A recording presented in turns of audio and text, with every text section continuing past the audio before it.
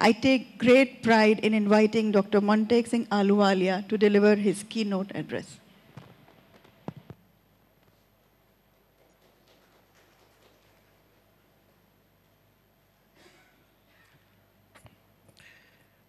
Union C.P. Joshi ji, Maharaj Kumar, Laksharaj Singh ji, Vice Chancellor Trivedi, other distinguished guests on the dais, ladies and gentlemen.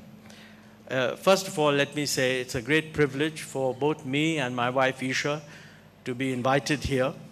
You know, we've both been here as tourists, but it's nice to see this wonderful hall functionally serving the purpose of interact. I love you.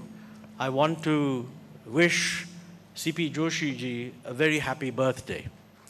This is, I don't know if the conference was timed for that purpose, but we're lucky that it's his birthday. And you know, I was really impressed by the very large agenda that he laid, a very thoughtful, very large agenda. He also, by the way, has a very big agenda on roads. So this is also the first time I've seen a union minister lay out a comprehensive agenda on a subject other than the one he's actually also responsible for. So इसीलिए आज आपका जन्मदिन है और मुझे ख्याल आया कि आप जियो हजारों साल, साल के दिन हो 50,000, you will need all that time to get many of these things done. So happy birthday. I will be very brief. This is a huge subject, and I know that you are actually dealing with it. So as someone who's not a professional educationist, my main comparative advantage is to give you a sense of how does it look as we head towards the 12th plan. You know, we did talk about higher education in the 11th plan, because countries, we had set up a first-class higher education structure, which was very narrow, but it was very good. Many other universities, many other developing countries didn't have the same thing. We didn't do enough of broad-based education, which was a big failing. Now, we are doing that broad-based education. I won't talk about it. There are many things that have been achieved and many things that remain to be done. But the present position is that what is called the gross enrollment ratio, that is the percentage of people in the relevant age group who are who are enrolled in higher education. Actually, this number varies quite a bit, but the current consensus seems to be that it has increased, and maybe somewhere, some people say 14% and some people even say 17%, but I tend to stick with the 14%. And that's not good enough. Our objective is that perhaps by the year 2020, we should take this from the present 14% to something like 20%. Many people say we should try to go for 25%.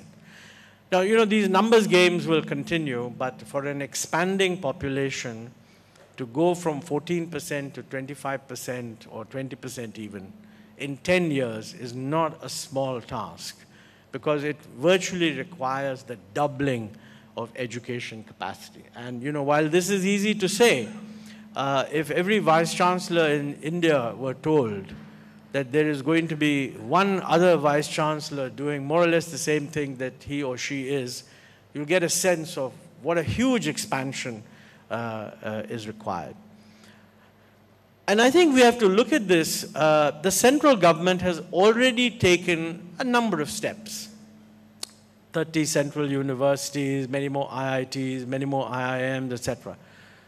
But actually the bulk of the educational system is not central universities. The bulk of the educational system is state universities. So the first thing that we have to ask ourselves is, if we are going to have a gross enrollment ratio of 25%, are we anywhere in the ball game that the central government can take up a disproportionate part of the expansion role? And the answer is no, it can't. So therefore, the 11th plan the 12th plan should chalk out on a reasonable assumption, and including an assumption that the central government must do more what is the required expansion in state universities in the next 20 years? And how is that going to be funded ultimately? This is not a small task, because on the funding side, I am told, and I mean you know better, I'm told that many state universities have vacancies of regular faculty positions which range up to 50%. And that these vacancies exist because state governments are putting a ban on what they call non-planned expenditure because of economy drive, you can't recruit. So people are having to teach based on contract appointments. And it's quite obvious that the quality of person that you get, if you're only offering a contract appointment, is quite different from the quality of person you will get if you're offering a career appointment. Now, this is all right for a few years. I mean, it's much better to have contract appointment than to have no teaching. But if we are going to do a 20-year plan, I mean, I think it must be very, very clear to state governments that either they abandon the notion that they are going to do what is required by the population for higher education, or they will have to factor in that this needs to be done. The other side of the same coin is that if state governments cannot pay for education, why not open it up to the private sector? And you can have a pure private sector operation. You can have different kinds of PPP. I think these are issues that we do need to examine. We will be examining them. And I wonder whether the Vice Chancellor, the West Zone Conference of Vice Chancellors will give some thinking and input into this process. You know, in the 11th plan, we had talked about expansion. I mean, that's just how do you get from 10% at that time to 25% of GER. We talked about equality of access. That's also very important, because you can get from 10% to 25% because the top 50% of the country are the only ones who send their children to university, and they have a 50% enrollment rate. That's not the intention. The intention is that I think it's well known that genius and capacity and human endowments are actually evenly distributed across all groups, all regions, all classes, all castes, and everything.